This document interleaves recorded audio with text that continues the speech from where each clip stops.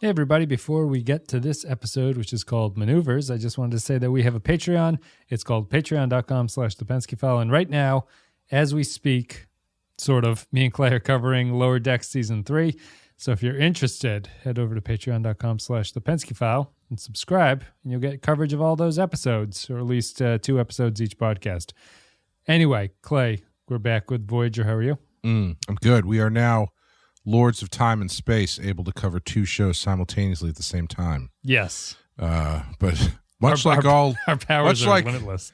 Much like all lords, to get the good stuff, you got to pay for it. Yeah, that's right. We're out. Time and space ain't cheap, guys. Fancy lords being fancy in our lordship with the serfs beneath us. Playing chess with people instead of pieces. That's right. My chess pieces bleed for real. Let's get into Maneuvers then, which I feel we've already done an episode called Maneuvers. Maybe it was an Enterprise or something, but I remember typing it, and I'm bringing this up mostly because Maneuvers is not spelt the way that I would spell it unless I was looking at it. There's an E in there, and you don't expect it to be there. So anyway, Maneuvers is the 11th episode of Season 2 of Voyager. It came out on November 20th, 1995. Was there an election that year? Probably not. It's 95. This is 2 of 9 in the Seska arc. She's coming back. Written by Kenneth Biller. Directed by David Livingston, I presume. In-universe date is 49208.5, 2372. How is this the first David Livingston, I presume, joke that I've made? I think we've been doing this for 8 years. In this episode called Maneuvers, after Seska steals vital transporter technology from Voyager, Chakotay sets off on his own to recover it. So Seska's returned here. She was in State of Flux from the first season where she didn't look like a Cardassian. She looked like a human. She betrayed Chakotay in that episode. I think we thought that episode was just okay, but here she's back. And I don't know. It's kind of an interesting episode. I don't know if this one's going to like sum up Voyager in a lot of ways, but I felt like the pieces were kind of coming together in this one in some ways. Like we've been laughing about the Kazon, but they finally found a reason why the Kazon are pursuing Voyager. I think that makes a lot of sense. Like they want the technology, and Voyager has it. Voyager's, advanced for the region or whatever, which we've talked about before. That was kind of an interesting choice. That Voyager is like the ship of the Delta Quadrant or wherever they are, and all the other ships are trying to steal their technology. I thought that was interesting. I thought that I like this sort of like pseudo Lady Macbeth thing that Seska brings to it. I thought that could be potentially interesting. And I think that, to further the Kazon thing, stealing of Voyager's technology is kind of an interesting way to play up this fractious Kazon species that they're making, which is that the Kazon want Voyager in order to basically finish their civil war that's constantly going on. So it's like there's a reason why Voyager can't give away their technology, because it'll be used to nefarious ends and stuff like that. However, before I pass it on to you, I never felt like anything really clicked the whole time. And I don't know if it's a lack of build-up to get to this point, and if it felt kind of sudden moving into where we are now, or if it's just that the episode itself wasn't really clicking for me all the way through. But I don't know. I'm stuck in this place where I thought it was okay, but I don't know if I want more of it or if I just wanted more of it done better from the start. So what do you think? Yeah, I would probably agree with that. I found this episode to be fine. My favorite part of the episode was the scene where Chakotay and Torres talked about stuff for a little bit. Sure. They talked about how his emotional control and her emotional control. Yeah, I like that stuff. I thought that was good. But yeah, I don't know. I agree with what you're saying, where it does flesh the Kazon out a bit. I don't know what I was looking for. Really? No, it doesn't flesh out Seska. I was hoping they were going to light speed transport. That sounded fun. No such luck. I I don't know. It wasn't bad. It was. No. I'm sorry. I'm not really sure where to go with this one because it's. I found it. There was nothing that really hooked me in it, but I didn't really think it was bad at all. It was. I guess I think the part that was bumming me out a bit is you get to a point in the story where Torres and Tuvok are in Janeway's quarters, and they're trying to decide whether or not they're going to leave Chakotay, which is kind of hilarious because Tuvok is like, I think the logical route to go is just to leave that motherfucker behind. He told us, guys. He told us not to go look for him. They're like, I know, Tuvok, but still, we have to do what credits. he says, and he wants us to fuck off. So I suggest we follow the orders that he left. Yeah. But in that scene, it's never in question whether or not they're going to go after him. You know, they don't do anything. Like you get one good line out of it, I think, where Janeway says, what's she say? Like my gut tells me I should go after him, but my better sense of judgment says that we shouldn't. Yep. Like that's kind of interesting, but it's not really born of anything that matters. You know, it's just it runs into this, like, you know, a frequent criticism you can always levy is that, you know, characters are going to return and stuff like that, right? So there's like, you know, the character is not going to die, therefore it's deflating. Sure. Which I think is just kind of the problem with that criticism is that it applies to literally every episode. You know, it's not just how well it's constructed. You know, every single episode that something's going to happen. I think this one actually has a fairly catastrophic plot moment in it that is due to that, though, which is that Chakotay should be on a suicide mission, right? And he just gives the phaser to Seska once he breaks in because he knows that he has to survive and he has to be tortured and then rescued by Voyager at the end of the episode. Right. Like if he was really all in on this, he would have blown that thing up and then shot himself in the head. Right. Yeah. Or, you know, kill everyone in there until someone takes him out finally at the very end of it. Yeah. Yeah. That was a little bit weird because it wasn't like, I never got the sense that him getting captured was like part of his own plan or anything. He has it's not a plot point. It's just he can't die. So he has to give himself up. Right. Yeah. And I also hate that criticism that like, oh, well, you know, they're not dead. It's like, yeah, no shit. Like it's, first of all, if you're basing the drama of an episode over whether or not a character lives or dies, you really need to expand your horizon because there's more to stories than just characters dying. That's what bothered me so much about Infinity War when they dusted everybody. Yep. And then everyone's like, well, you know they're coming back. It's like, yeah, no shit, they're coming back. You think they're just gonna kill fucking Spider-Man and leave him dead? No. gives them the whole reason to go get them back in the next movie. Yeah, it's about what it costs to get them back. It doesn't, it's not about the fact that they died. Right. But in this instance, like, yeah, you know that they're going to go get him, but like, I don't think that there's any sort of like interesting, really interesting question or obstacle that Janeway has to get over when she goes to get, you know what I mean? Like, it's just, like I said, there's that one scene and she has that one line and that's kind of interesting, but it's not really born of anything because like they can't fly. It's not like they're really broken down to the point that they're defenseless. Right. I mean, they've got the Kazon have the know how to get through their shields or whatever, which is fine. But like, I never got the sense the ship was like doomed. No, I always feel the Voyager holds its own against the Kazon. It takes a lot of Kazon ships to be a threat to Voyager. You know, so it's like the power dynamics are a little bit unclear, but it's not like Voyager is in dire straits whenever it runs into a Kazon ship. Yeah, and I mean, if they had leaned into a little bit more and been like, yeah, our shields aren't really working, and even if they were, they know how to do all this shit, and our warp drive isn't working because we got a Kazon cruiser sticking out of the side of our belly. I like that. I don't think they've ever done that, but I thought it was I thought it was a good way to go. Yeah, I thought that was a an interesting way to exploit what Seska would know about Voyager. Yeah.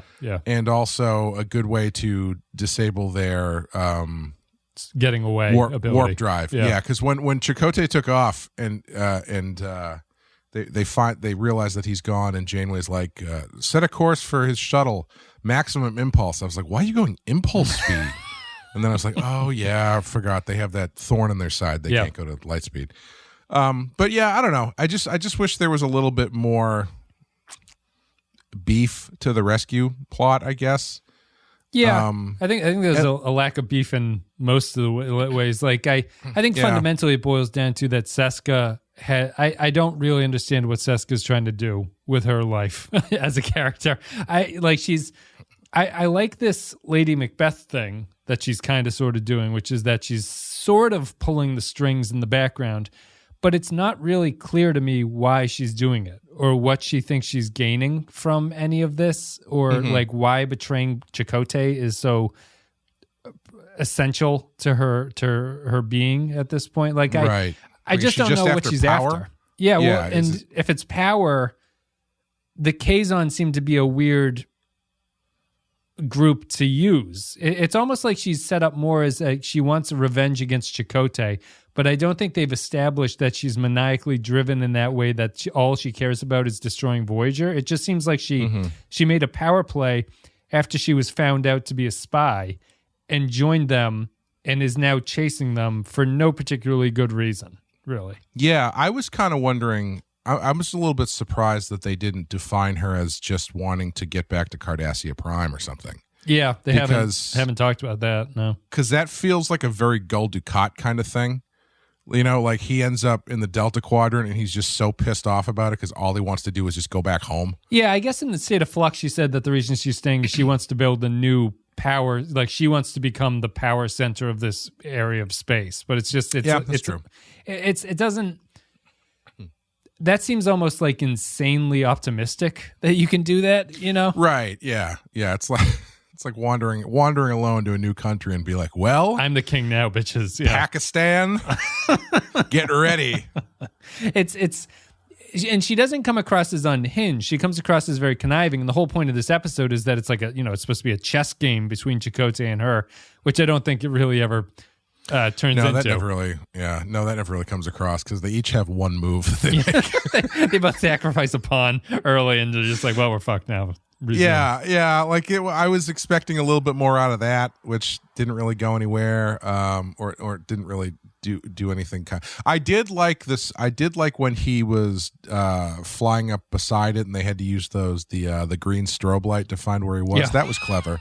Yeah, there was a lot of weird sort of novel ship stuff in this, like getting the ship stuck in the side of Voyager, and then sort of scanning him with the flashing strobe light of doom. Yeah. Kamikaze pilots. Yep. That's what they're known for in this galaxy. It's a highly honorable society. Seska also doesn't. I think she is backgrounded by the Kazon guy in a weird way. Like he's too dominant in a way that doesn't make a lot of sense to me. Where she should be more manipulative of him, because Chakotay has that whole thing where he's getting tortured and he's like, I know what she smells like, buddy. Like he's getting real graphic with what he knows about Seska. And it's supposed to be that he's revealing to this guy how much he's being played, but it's not really obvious that she's playing him to that extent. You know, like it is, but it's satisfying. I think it's supposed to be that plus the jealousy of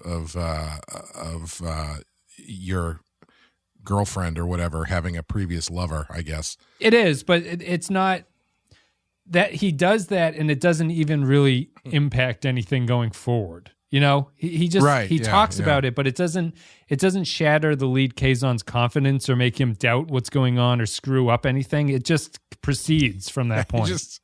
He just listens to it for a bit and then punches him harder. Stop talking about my girl like that. My favorite part is that she's got juicy tattooed right above her left butt cheek. Oh, baby. She's doing that property Chakotay tattoo right above her ass crack. I can tell you've seen it from the way you're looking at me. It was fairly graphic. There's a lot of talk of intimacy in this episode and a lot of like how she tastes and stuff like that. It was a fascinating decision. I don't know. It's weird. All that stuff is just, I think there's a few things in this that feel a little bit like first draft problems. Sure. One of which being like, okay, he goes on the suicide mission, but we can't kill him. What if he just turns himself over? For what? I don't know. Okay, let's start with that, and we'll come back to it. Yeah, I mean, and then it's later solved by just having him be punched in the back of the head and knocked out before he can finish stuff. Yeah.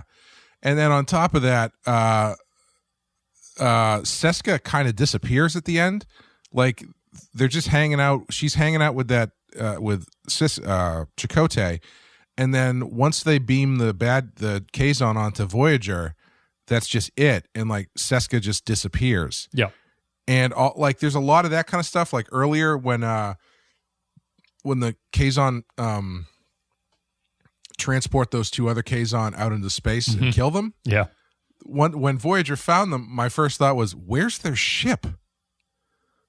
Didn't they? I assume that they got on to the other. Their original Kazon ship. Yeah, I assume they flew out to where Seska's Kazon ship was. Well, they said there was ship debris, right?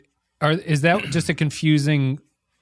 Is that what happened? Filming where they focus on the. Yeah, I think they blew up the ship and then they focus on the bodies. Okay, all right. Well, that makes more sense, but. But I also thought like the solution to the problem was one of the most like it was the first time I've seen a solution to a problem that feels like it was written on like Twitter or Reddit, where the solution just turns out to be, well, what if we just beam the other guys that aren't Chakotay off the ship? Right. It's like, okay, I suppose we could do that. Usually that's not an option, but here apparently it is. Yeah, it's fairly clever almost. It is, it just makes me think though, why don't they do that every time? Right. Yeah, I think that sort of is my like fundamental problem with it is I feel like everything here is properly conceived of. Like I can see this being a good idea, and I like the way that they're taking the Kazon, and I think that's Seska could be a really interesting villain, but a lot of it just it falls a little bit flat in the way that transporter trick kind of falls flat too for some reason. It feels like it's not developed enough, or it's not built up to that point where it's a really satisfying resolution that you get to it at the end, like you've seen it coming.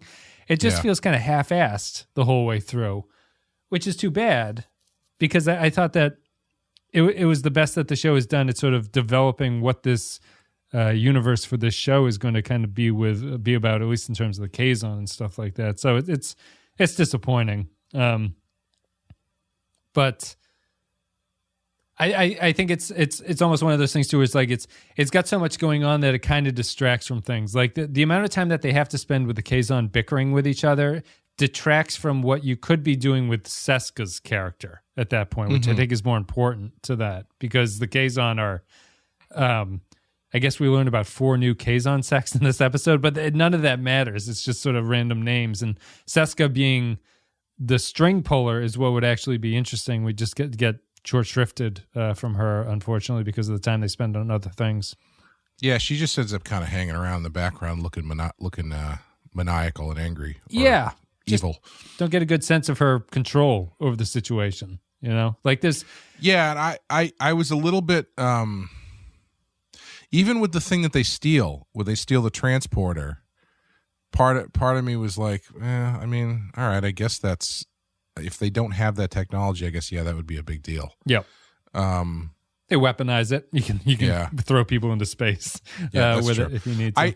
I did find it interesting too. Like it was the kind of thing that didn't really land in an interesting way, where towards the end, when all the other Kazon are on the ship, and let's, for lack of a identifier, say the lead Kazon. Yep. Is like, yes, we have all their codes. I just thought it was going to take longer, or I thought it was going to be faster for the codes to work. Yeah, and then eventually the guy's just like, you don't have the codes at all, and he's like, no, I don't. And I don't know. It's just that. What that was whole going thing, on with that? Did he not have the codes, or did they change the codes? Why didn't Voyager reset their password? Is a concern. Yeah, great question. I don't think he ever got them because I don't think they ever got him from Chakotay. That was all a bluff? I think so. Oh. Because Chakotay was too busy talking about Seska's underboob or whatever. I thought Seska was fucking him over.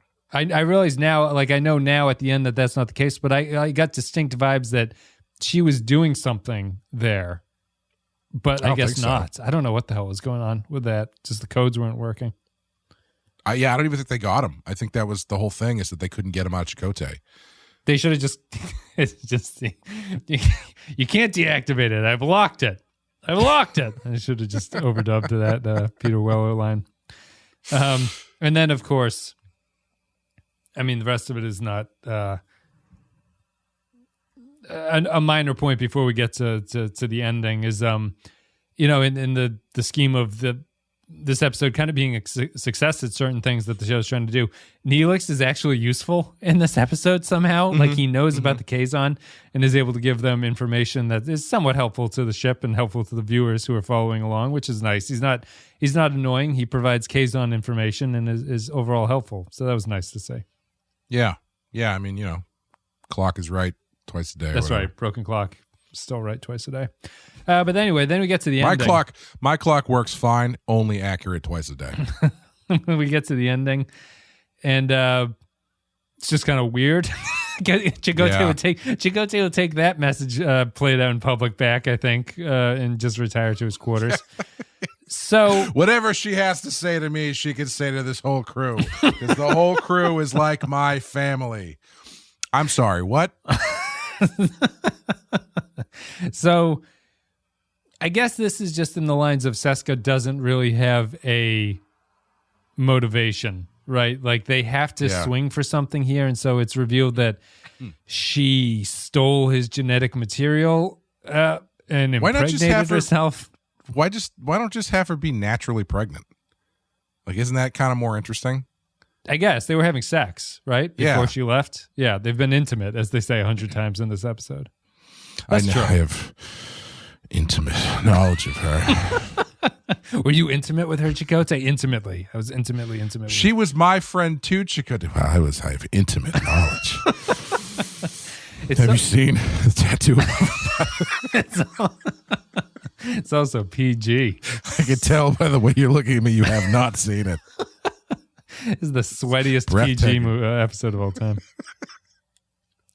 What's that horror movie? Have you guys covered it yet? There's a horror movie that's kind of modern where the guy has a turkey baster.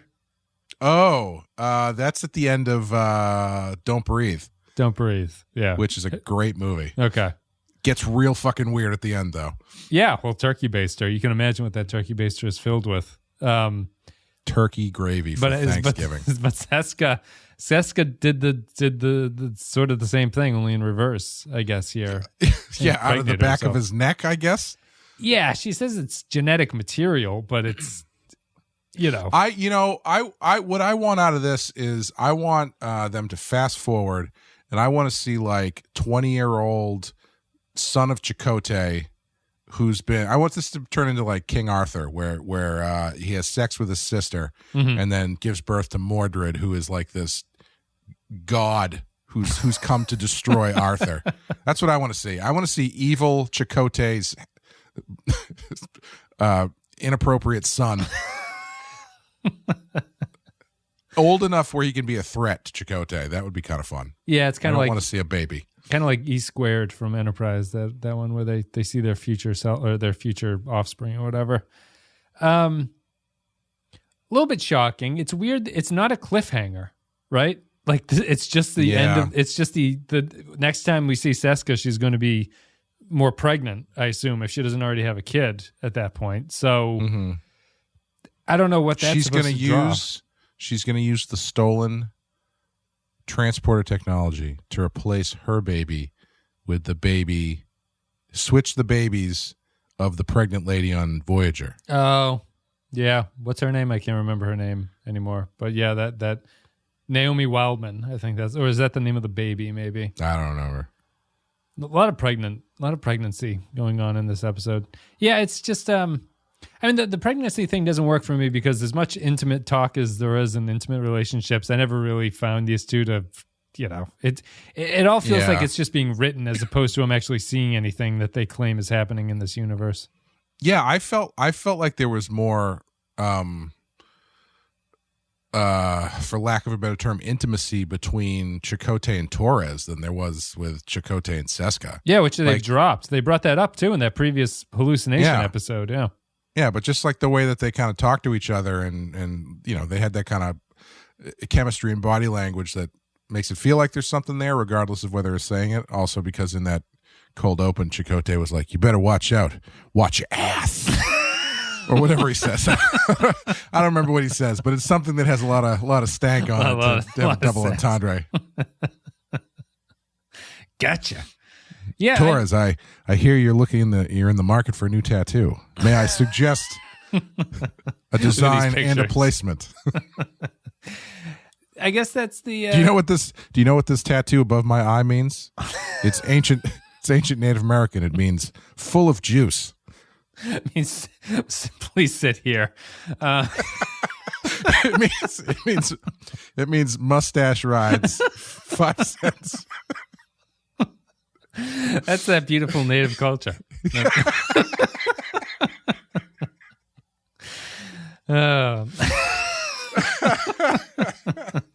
Yep, they're not gonna get to. I guess it's the the long line of like I feel that Voyager is a little bit half-assing things. It's just I see things like the Torres and Seska. There could be some kind of jealousy thing there that they're not playing with. There's a lot of relationships and layers that they could add to this stuff, but they don't want to. It's kept more episodic and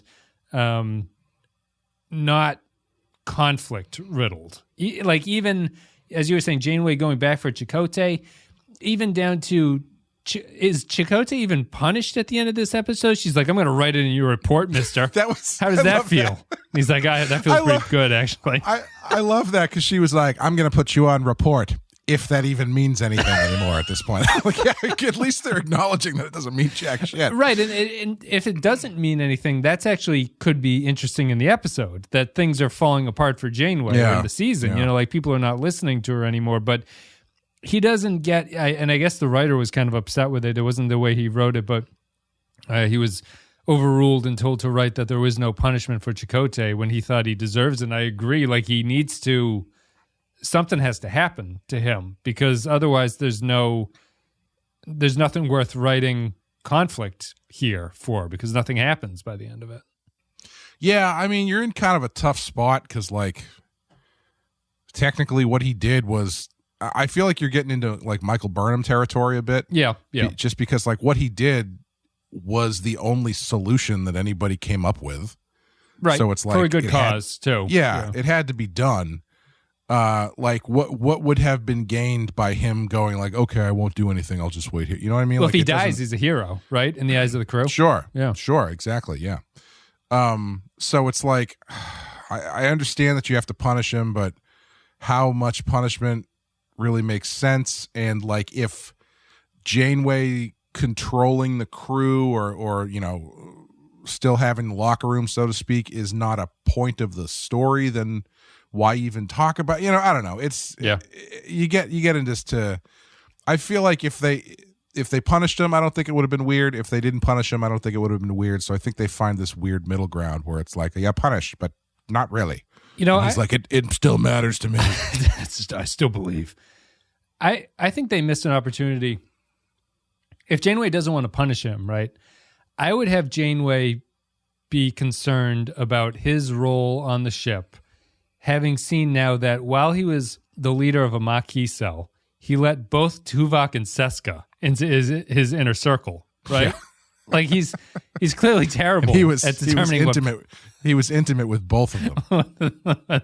And they both fucked him real hard when this was over. It's just, it doesn't, if you're not going to punish him, at least bring up some sort of like character concern here about Chakotay's inability to really determine reality in some ways. Like he can't. Yeah. He doesn't seem a good judge of character, which would be important. You know, what might have been interesting is if in that scene where Torres and Tuvok are kind of counterpointing going to get Chakotay, if Janeway's point of view was more like, you know, he kind of put me in a bad, like, obviously I want to go get him, but he's put me in a really bad situation where if I don't go get him, then I risk losing the crew because A, I've let one of them die, and B, he left me a message. My second in command left me a message giving me orders, and I followed them.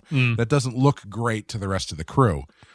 But on the other hand, if we go to rescue him, I might get everybody killed. Yeah. So like what, you know, I think that's kind of, and I feel like they've kind of done something like that before. Didn't they have an episode not too long ago where she kind of chews him out for something similar to that? Or choose somebody out for something like that, where it's more like the position they put her in more than actually what they did. Yeah, was it Neelix? It might have been Neelix. Yeah. But even so, it's like there you have a little bit more. Like in that case, you know, it's no longer the drama of the scene is no longer are they going to go get Chakotay? Because of course they're going to go get Chakotay. Then the drama becomes what is Janeway giving up? Yeah, to do that.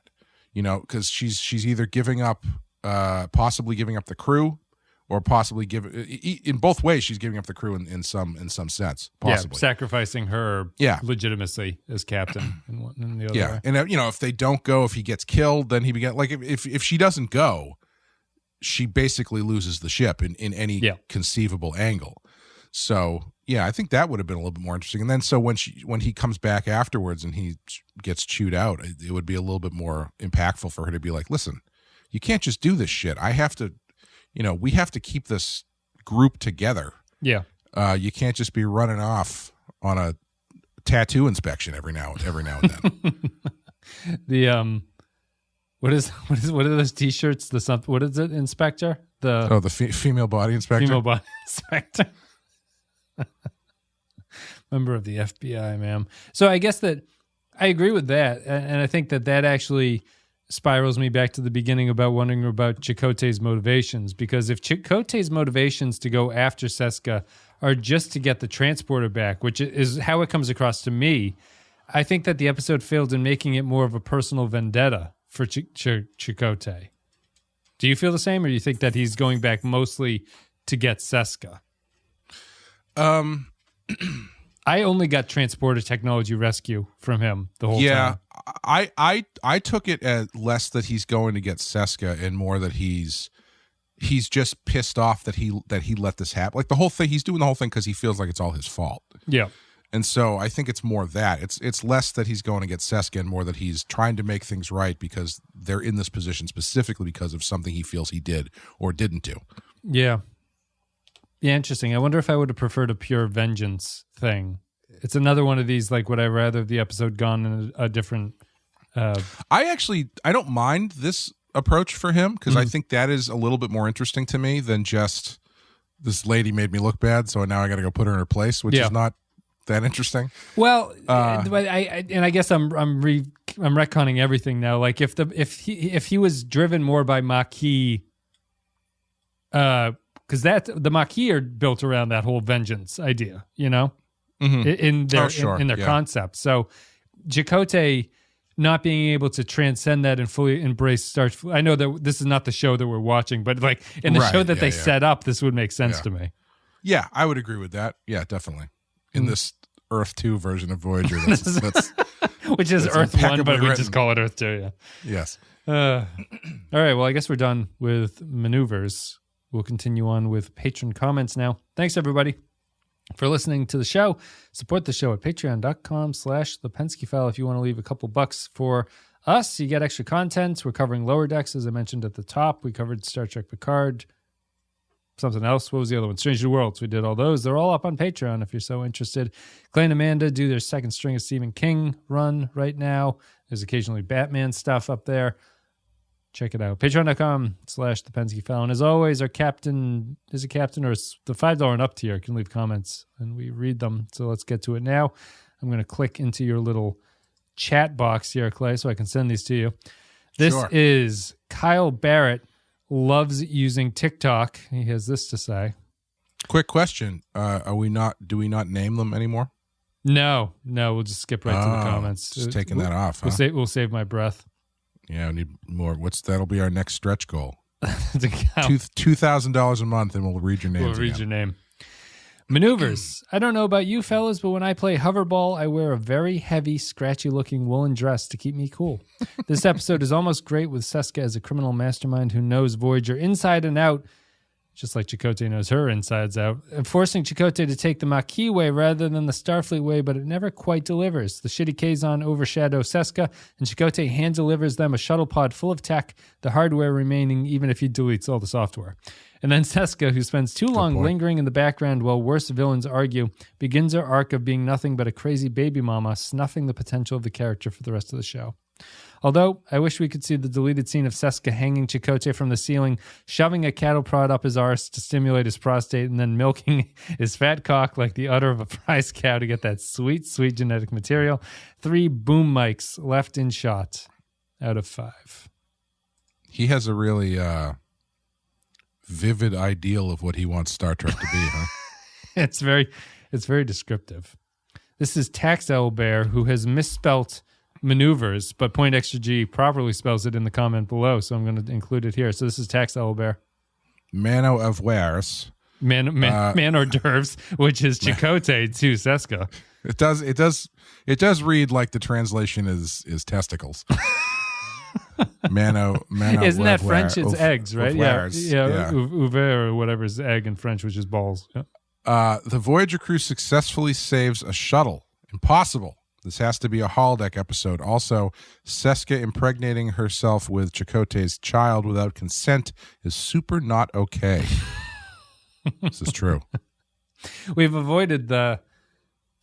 I mean... Like there's no argument there. I mean, it's not okay. No, it's not okay. And the show. I'm sure that's the next thing Janeway said. Like, if we didn't cut away, I'm sure she'd be like, "That's not okay. That's weird and not cool, Chakotay." I mean, I think you get distracted just because it's a weird thing to do out of nowhere. Really. Yeah, it doesn't come across as.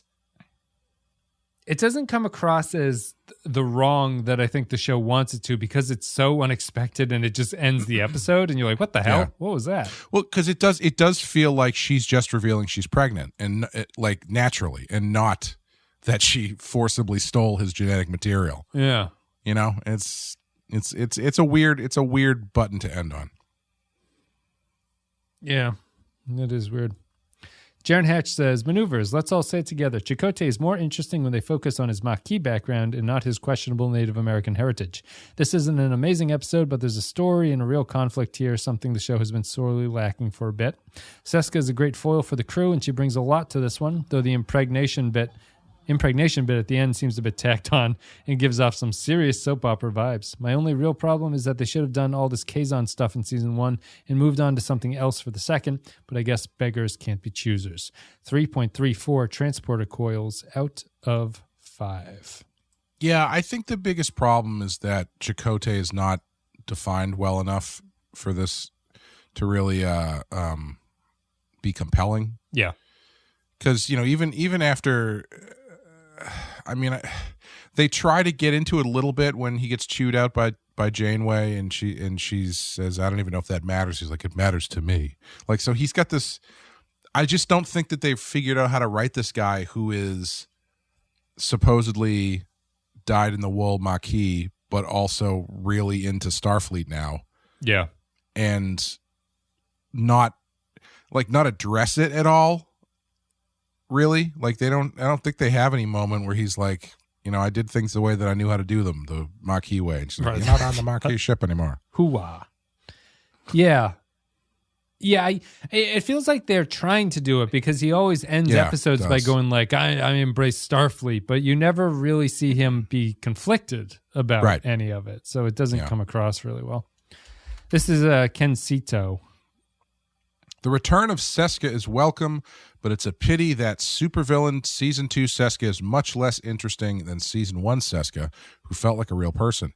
Imagine if Seska had been exposed as a Cardassian spy but had not been able to leave the ship with the Kazon and instead had to live with all the consequences of who she was. Now, that would have been interesting. 3 out of 5. Yeah, I mean, absolutely. I love that shit. You know, take the expose somebody's a bad guy and the bad guy has to coexist with the good guys, you know, Lost in Space. It works every time. Yeah, they should have tried to just keep increasing conflict on Voyager itself. Would have been the way to, because as the thing they were pointing out is like Voyager itself is physically moving away from these enemies that it's encountering, so they have to keep the enemies on the ship. That's the only way that this show really makes sense in terms of like travel, how it's moving through the universe. Yeah. This was one where it really stood out to me. I was like, how are they even like near where the Kazon are at this point? Yeah, they're so far. It's been a year of travel. Yeah, pretty consistent travel unless they're like zigzagging to take Doesn't longer. make any. Yeah, people say that there's I don't buy this zigzagging thing. You know, they're trying to get home. I don't know. Yeah. Well, I mean, they're trying to get home like the last person at the party is trying to get home, where they're just like, I better go. Have you watched that really long movie? Let's talk about it scene by scene. Patrick Seba says, maneuvers, penetrates your shields from extremely close range. Seska is back and acting quite strange. For character recurring, her spoonhead's alluring, but fucking Maj Kula, she'll soon get the mange. 3.5 involuntary collected semen samples out of 5. 3.5 Everybody, I don't think it's semen. You can clip that out and use it how you will. Because I think it's because the needle she jabs into the back of his neck, I think I think it's like spinal fluid or something. It's stem cells. You can just turn it into whatever you want it to be. But it's, that destroys my whole turkey baster imagery that I've got going on about what's going on in these Cajun ships, these Kazon ships. It's just so. I guess that's a Star Trek problem, but she's gonna stab him in the neck and take whatever's there. Eric McGowan is the next one. As soon as I copy paste this, I'm going to send it over to you. Many of the Kazon episodes in season 2 are fine/functional on an episode-by-episode basis, and this one is one of the better ones because Seska is back, and we get some Chakotay characterization. 3 out of 5. Aaron Million says, Chakotay is getting a lot of episodes so far this season. This is more interesting than Tattoo was, in that it shows how Chakotay still isn't quite acting like how a typical Starfleet officer is supposed to behave, although we have seen shuttles stolen before. I think that's my fundamental problem. He does not do anything that I've not seen a Federation person do in this situation. Yeah. You know? Yeah. You mean all the other times you've seen Captain Picard get out of Cardassian torture by talking about Counselor Troy's midriff? Have you seen Beverly Crusher's navel? I can tell by the look on your face that you have. Smells his finger.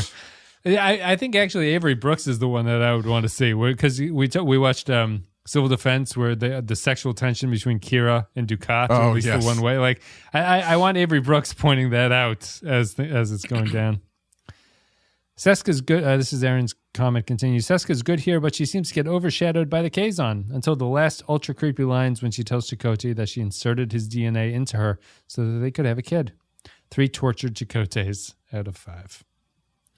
Poindexter G is our very next comment. Thank you, Poindexter G, for pointing out Taxile Bear's comment earlier. Here's yours. Seska straight up states the biggest complaint that we've had with this show, that Chakotay and the Maquis have completely given up their old ways and become Starfleet. They realize this fact enough to give Seska that dialogue, but not enough to realize the mistake. As Chakotay episodes go, this is one of the better ones, and the Kazon actually come across like competent bad guys. It's too bad that 90s network television standards held this show back a bit. Chakotay's intimate knowledge of Seska that he used to mock Kula wasn't really all that intimate. And it doesn't matter if an employee retires, quits, is fired, betrays you, and hooks up with the baddies, or is captured by your rivals. You freaking disable all of their network credentials as soon as they're gone. Mm-hmm. Yes. Yeah, I've never encountered. I've never been in that Chakotay situation of encountering one of Amy's ex-boyfriends who was super villainly mocks me in that way. I imagine it's weird because I imagine it is like in real life, it's fairly emotionally devastating, but it always comes across as really like John Wayne cowboy shit in TV when it's portrayed. It never really comes across the way that I think it's supposed to. I don't know. Yeah. It's just maybe no one experiences that, and that's why it's so weird to write about it, because it just never happens in real life. I don't know. Yeah, I mean, if somebody walked up to me and was like, I fucked your wife, I'd be like, I need to, what?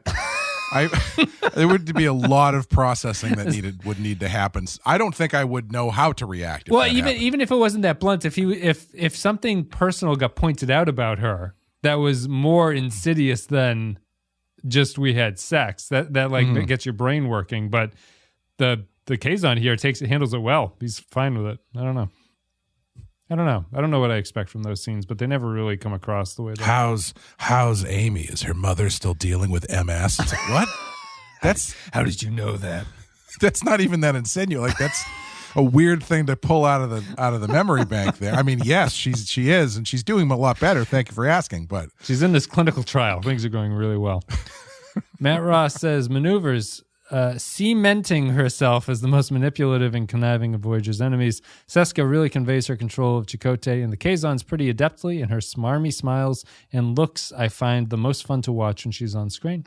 The plan to steal the tech of Voyager really shows what a precarious position the ship is in by itself. Janeway's dress down of Chakotay was correct, and the series needed more of that chafing. However, Chakotay and the Maquis become essentially neutered over the show's run.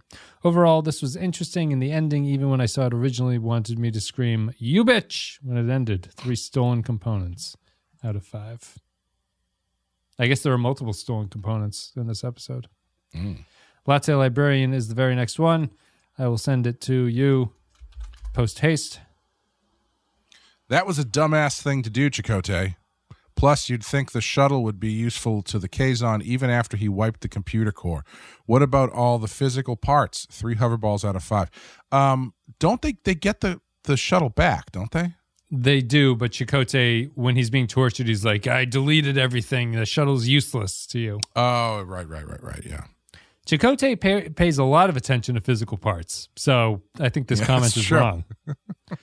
Changeling says, maneuvers, cool, it's Seska. Remember Seska? She's back in Cardassian form.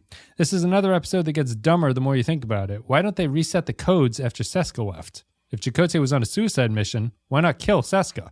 Even if the shuttle computer was wiped, wouldn't the parts still be useful? So why not set it to self-destruct? If you could just transport multiple people at once, why don't you do that first? But it was neat to see that the Kazon used star crash tactics of sending in troops via torpedo. 1 spinal sperm extraction out of 5. So I guess the Changeling has medically diagnosed what that technique was. It's a spinal sperm extraction. Ah, yes.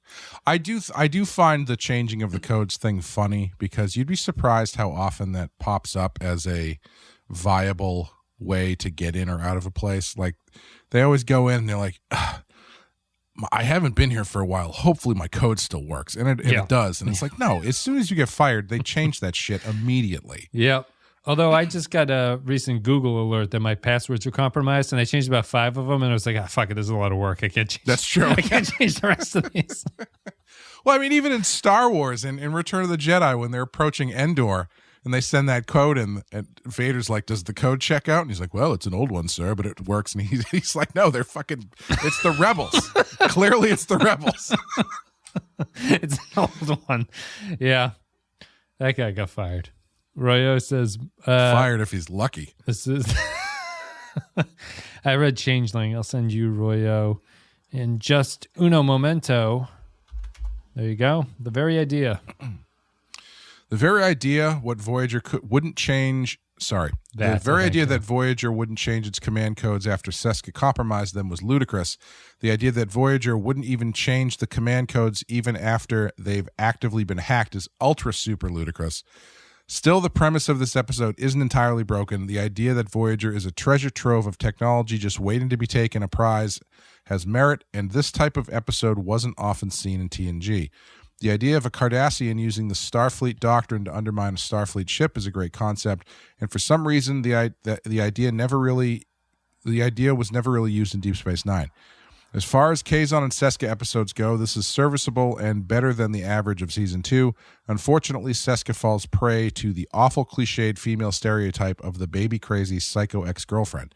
It's unbecoming of a professional spy to impregnate herself with her ex-boyfriend's DNA while he's unconscious, and it's clear she hasn't got an endgame in mind, since this will destroy her alliance with the Kazon, as Maj Kula might just object to Seska having Chakotay's babies. 3.5 out of 5. Yeah. Is she still with the Kazon at the end? I don't know where she is. Yeah, I got the sense she's on her own.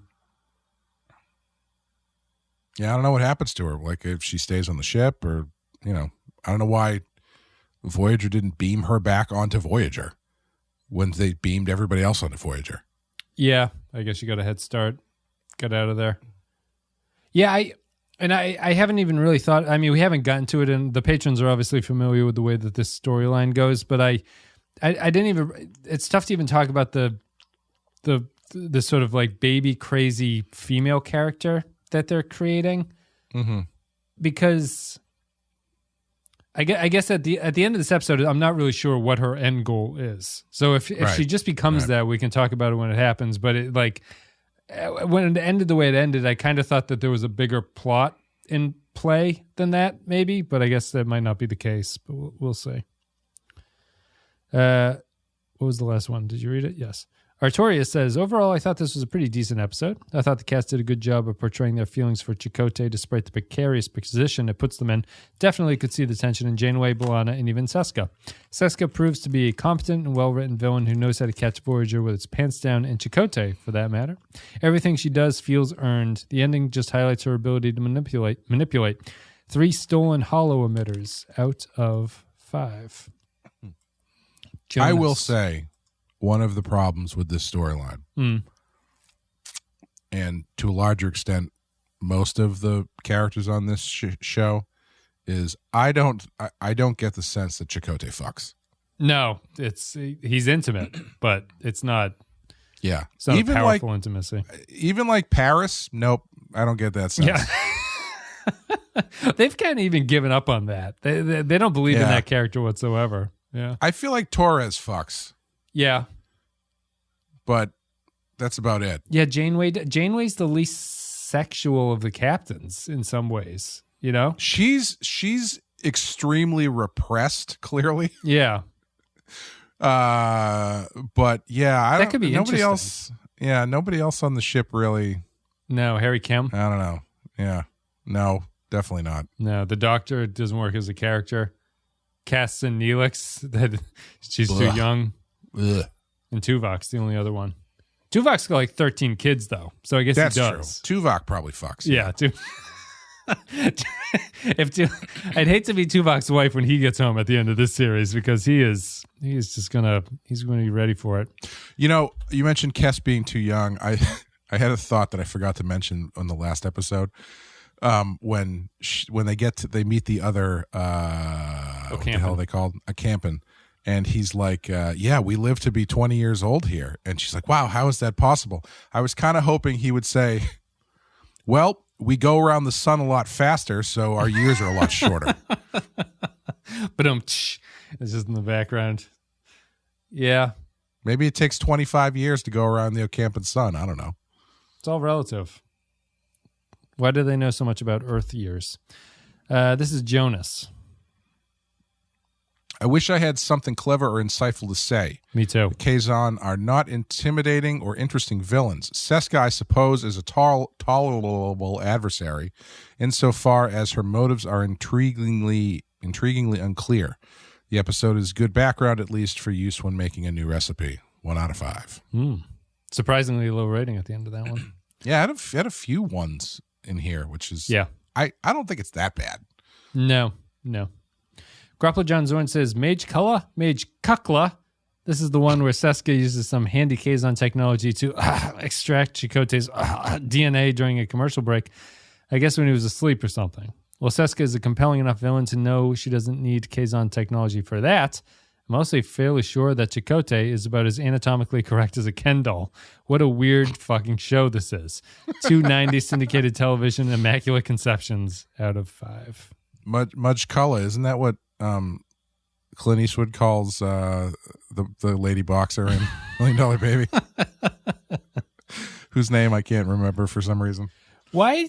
I don't know if this is what you were playing. Why? Hilary Swank.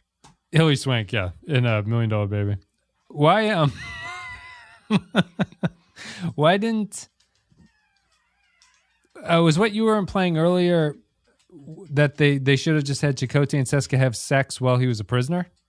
No, I was like, how long she been gone for? Has she been gone for like 5 months? Yeah, 3 months. I didn't think you were implying that, but I think there's a way you could write this episode where that happens. Actually. Oh yeah, you could do that. Yeah, but I was implying more like, you know, they had sex when she was on Voyager, which was less than 9 months ago. Yes. So yeah, there's no reason that she couldn't just be naturally pregnant. And the actress is pregnant in this episode. I don't know if you noticed that, but she has a very large poncho on in all of her. Even more. Why? Yeah. Why do it the other way? Like, she's gonna have that kid before she comes back on the show, probably, unless she doesn't. Maybe she's on the next episode. I don't know. But. Yeah. No, it is. It's tough to write the shows that are trying to be sexy and just it's not a sexy show. That was the final comment from Grop John Zorn. Thanks everybody for leaving your comments at patreon.com/the Pensky File. So now we go to our final ratings. This is Maneuvers, Clay, on our scale of 1 to 5. 1 being terrible, 5 being the pinnacle of Star Trek television. What are you going to give this one? I'll give it a 3. It's pretty down the middle for me. Yeah, it's a fastball right down the middle, I think. Not really much else to add to it. I thought it's competent, but it's not particularly intriguing. And it just kind of floats along in front of you. That's it. We're done with Maneuvers. So thanks everybody for listening. Patreon.com/the Pensky File. Otherwise, check out all the other content on the website as all the other podcasts. Clay, do you have anything you want to say?